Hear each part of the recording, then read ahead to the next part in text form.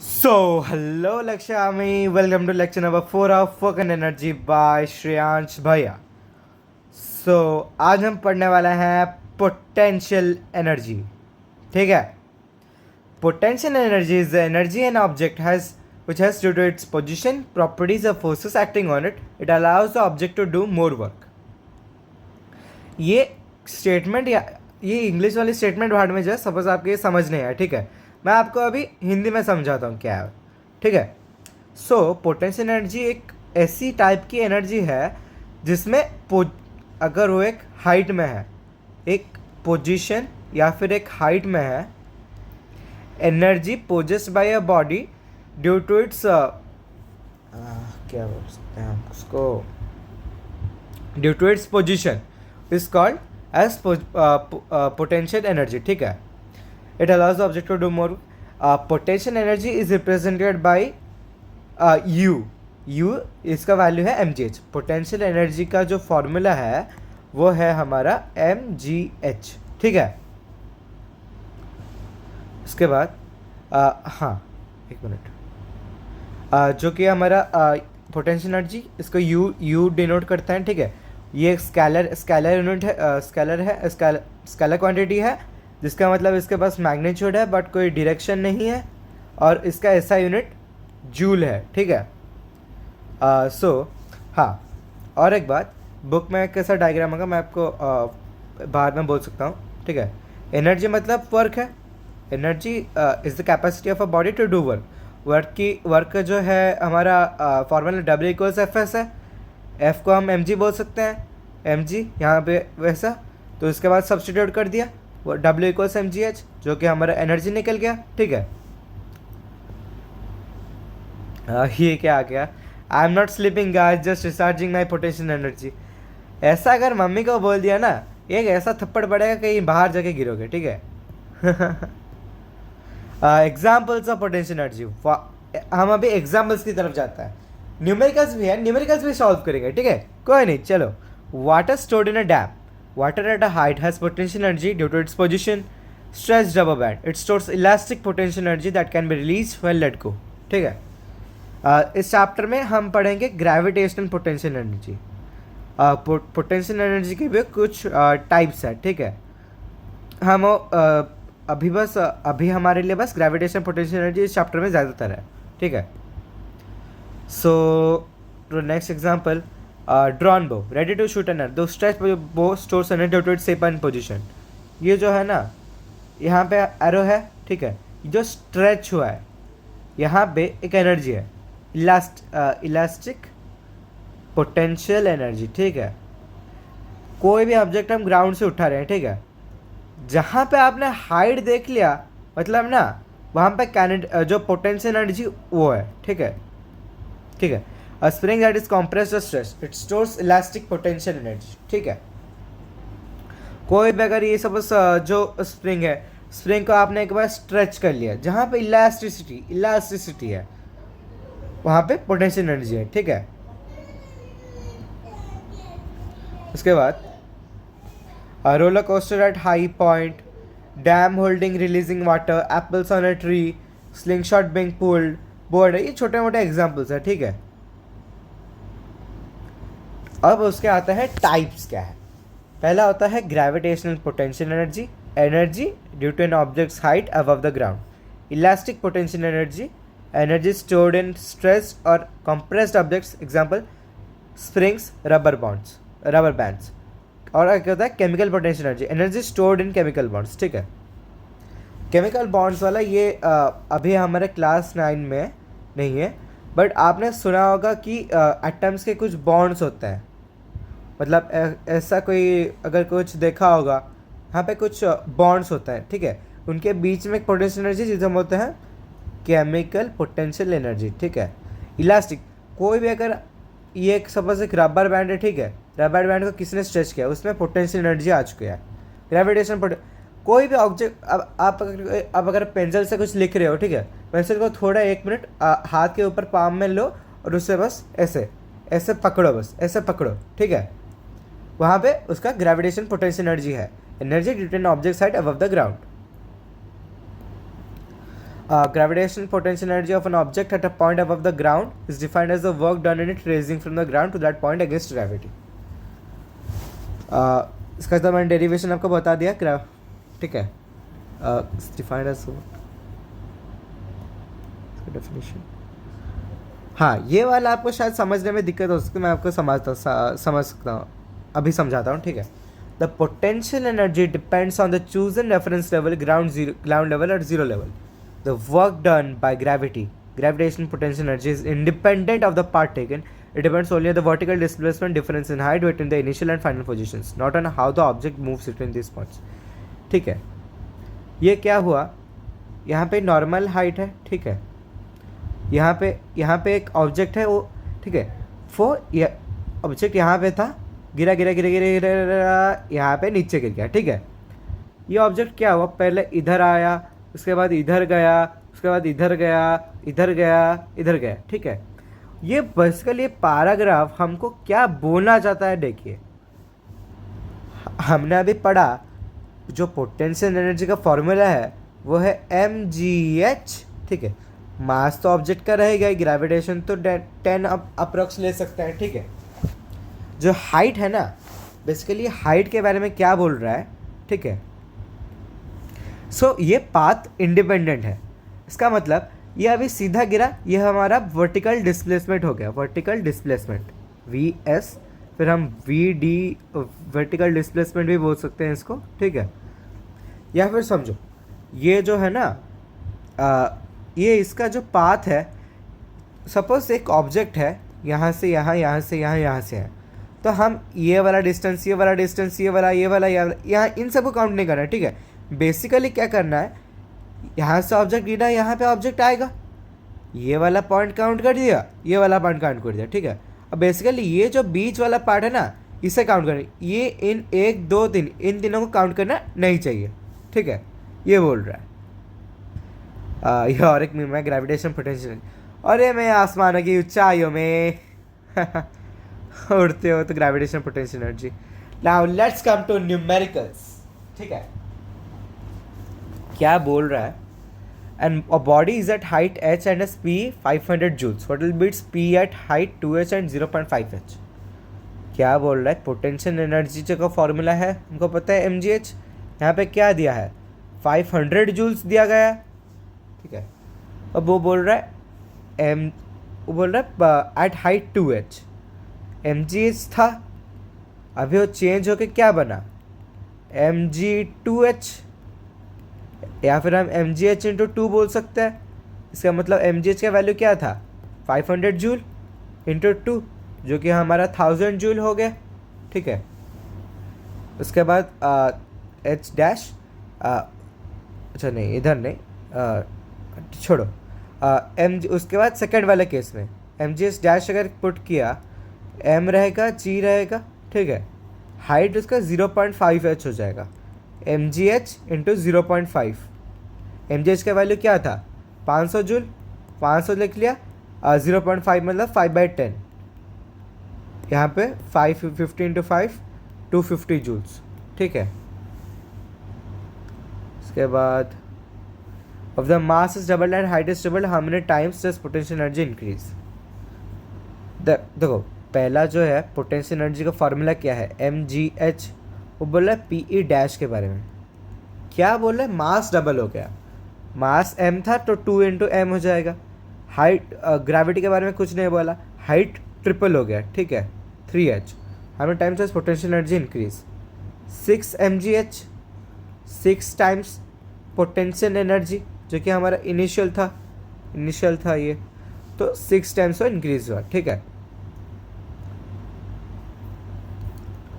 उसके बाद हाँ, अगर आपका आया फाइंड चेंज परसेंटेज, यहाँ पे लोग करेंगे गलती. आपको कैसे गलती नहीं करनी, मैं आपको बताता हूँ. चेंज परसेंट, ठीक है. चेंज परसेंट क्या है, न्यू अपॉन ओल्ड इंटू 100. क्या है अभी आपको बताता हूँ,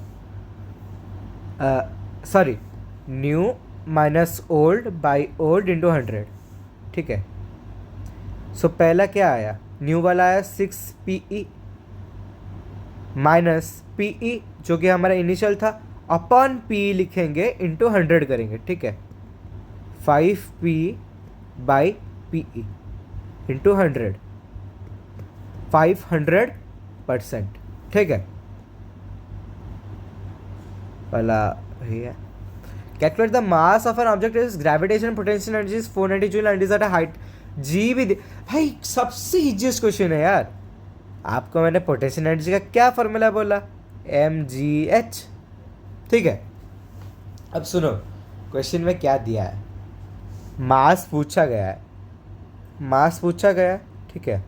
फॉर्मूला क्या हम अगर इनपुट करेंगे, g 9.8 दे दिया, हाइट दे दिया 5, यहाँ पे एनर्जी दे दिया 490, भाई थोड़ा सा बस कैलकुलेशन बच गया, 98/10 लिख लिया, 5 यहाँ पे कट कट कट, 249, 490 लिख लिया ना भाई, m हो जाएगा आपका 10 किलोग्राम, यहाँ पे 49 490 से कट गया, m 10 किलो आ जाएगा, ठीक है।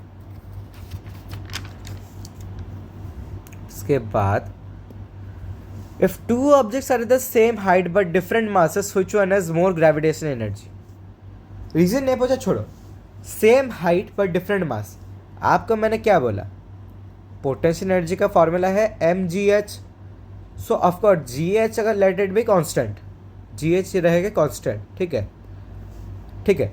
जिसका जो मास ज़्यादा होगा उसके बाद potential energy gravitational potential energy उसके पास वैसे ही ज़्यादा होगा, ठीक है।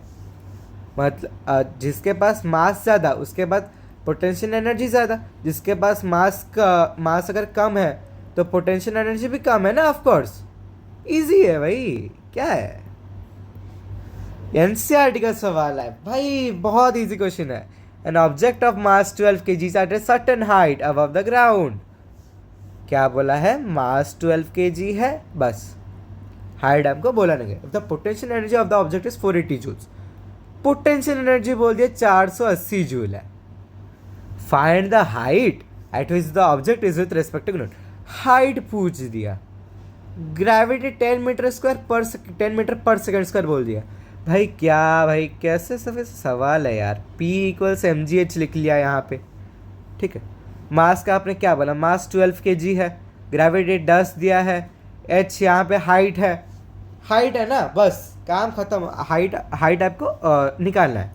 पोटेंशियल एनर्जी आपको 480 जूल दे दिया, 120 इंटू h 480, हाइट आपका आएगा 480 अपन यहाँ पे कट जाएगा 12, हाइट आएगा आपका 4 मीटर्स, ठीक है।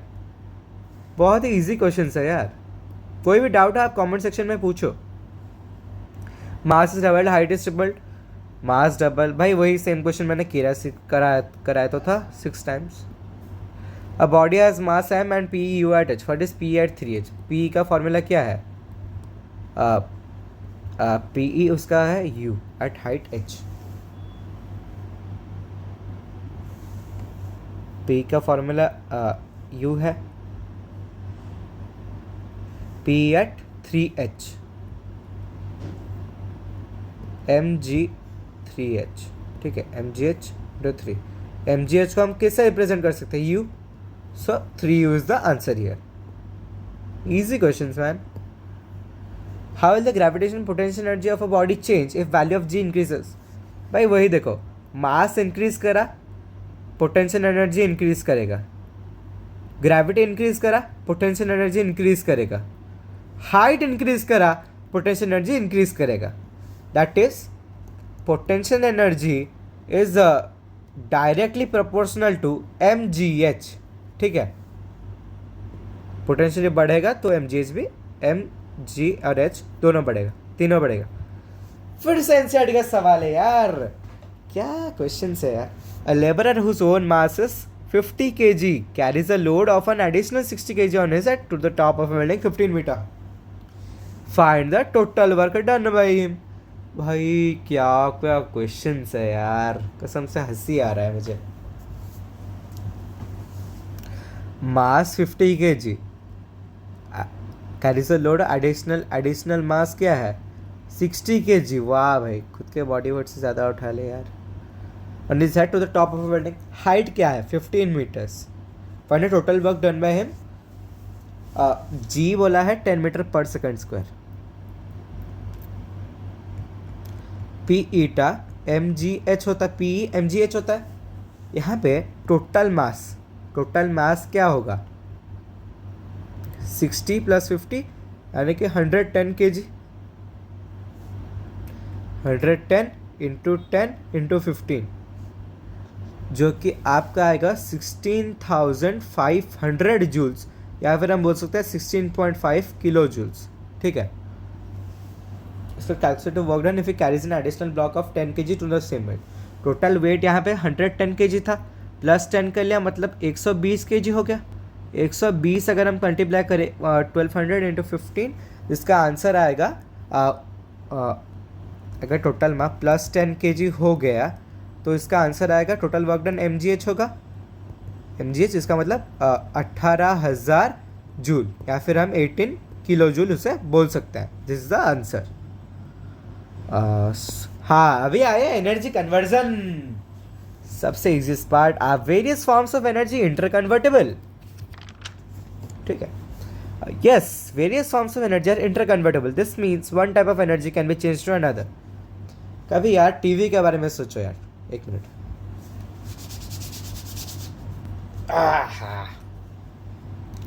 यार ये टीवी ना, भाई टीवी देखना कब से कम हो गया यार, पता ही नहीं चलता। पहले ये सपोज एक लाइक इसका कॉर्ड है, टीवी का जो प्लग होता है, ठीक है, ये हमारा सॉकेट से कनेक्टेड है, ठीक है, यहाँ पे कनेक्टेड है।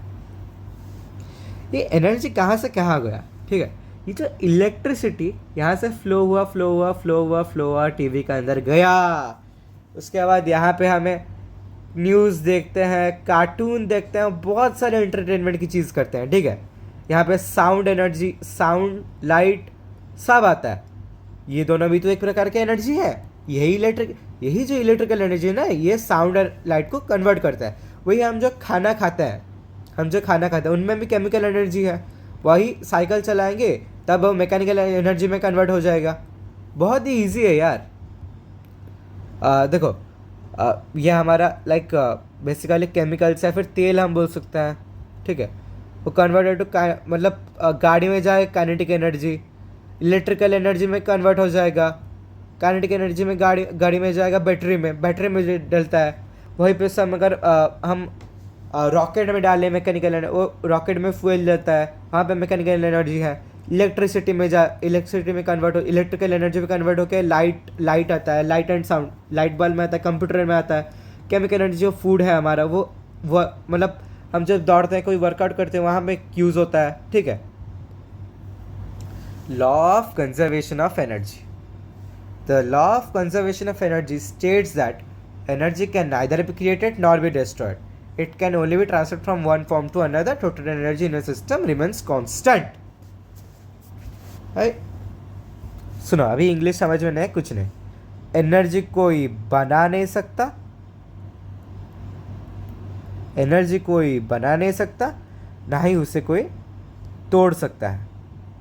तोड़ नहीं, उसे कभी मतलब ख़त्म नहीं करा सकता, ख़त्म नहीं हो सकता,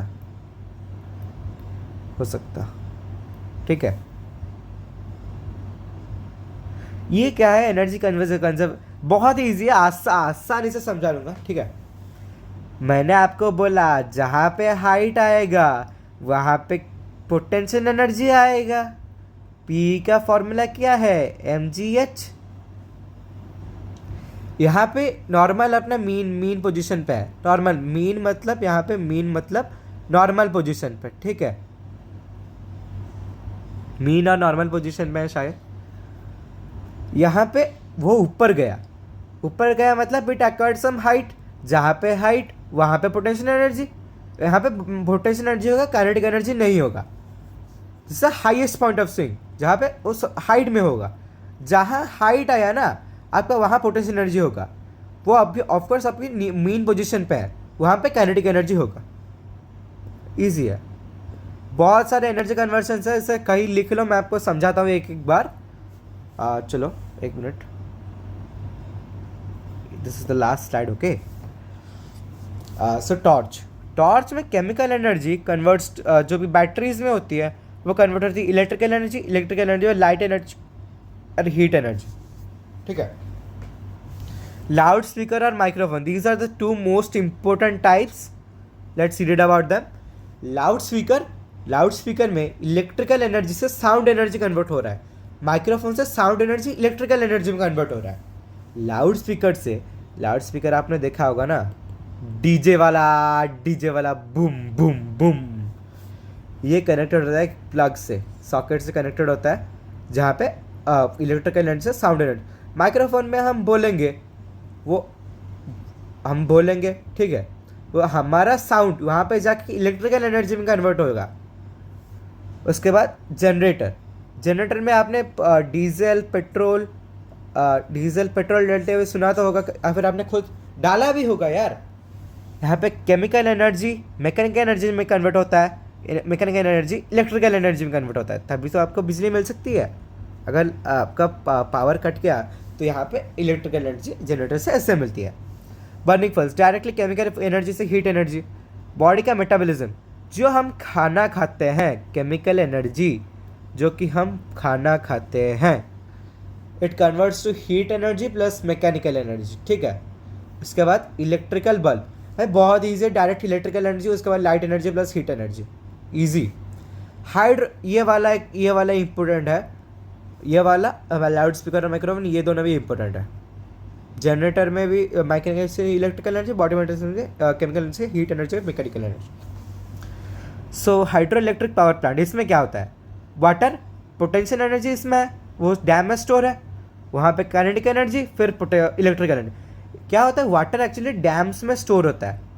डैम्स का गेट होता है, गेट अगर खोल दिया, the water flow at high speed, water flow at high speed, जिस स्पीड से घूमते हैं उन्हें टरबाइन में छोड़ दिया जाता है. वो वाटर जाके टरबाइन के पास गया, टरबाइन जोर से घूमा, ठीक है. उसके बाद आया आपका इलेक्ट्रिकल एनर्जी, इलेक्ट्रिक हीटर, वही सेम इलेक्ट्रिकल एनर्जी से हीट एनर्जी, काम खत्म. Reservoir, potential energy, kinetic energy, electrical energy, वही सेम जो आपने हाइड्रोइलेक्ट्रिक पावर प्लांट में पढ़ा था शायद. उसके बाद electrical fan, electrical energy, mechanical, जो रोटेशन होता है ना, आपने अगर फैन ऑन किया वो उसको अभी पावर से कनेक्टेड होगा, इलेक्ट्रिकल एनर्जी, अब मैकेनिकल एनर्जी बन गया. उसके बाद थर्मल पावर प्लांट, जो कि हमारा केमिकल एनर्जी, जो फ्यूल है वो हीट एनर्जी बन गया, ये वाला भी इंपॉर्टेंट है. उसके बाद kinetic energy turbine, then electrical energy. Thermal power plant में केमिकल एनर्जी गया, उसके बाद उसमें हीट हुआ, हीट में kinetic energy turbine and then electrical energy. Thermal power plant में ज़्यादातर हमारे कोल यूज़ होता है, कोल यूज़ हुआ, उसके बाद कोल से हीट आई, हीट से काइनेटिक एनर्जी से इलेक्ट्रिकल एनर्जी, कि हमें घर तक मतलब उन्होंने इलेक्ट्रिसिटी पहुँच. And this is the ending slide. So bye Lakshya, me meeting you with another lecture number 5. Tada, and don't forget to like, share and subscribe and share this video to your friends. It will be lot of help. It will be lot of help to them and also you. आप भी कोई अच्छा काम कर रहे हो ना. YouTube पे भी कोई ज़्यादातर लेक्चर्स पढ़ा नहीं रहा, मैं शायद ऐसा ही हूँ जो पढ़ा रहा हूँ अभी. And please support us by subscribe and like. And description में आपको लिंक भी मिल जाएगा, इसके डिस्क्रिप्शन हमारे व्हाट्सएप चैनल का, जहाँ पे हम फ्री के शॉर्ट नोट्स मैथ, साइंस और रिसर्च के लिए प्रोवाइड कर रहे हैं, ठीक है. Tata, get well soon, tata, bye bye लक्ष्य.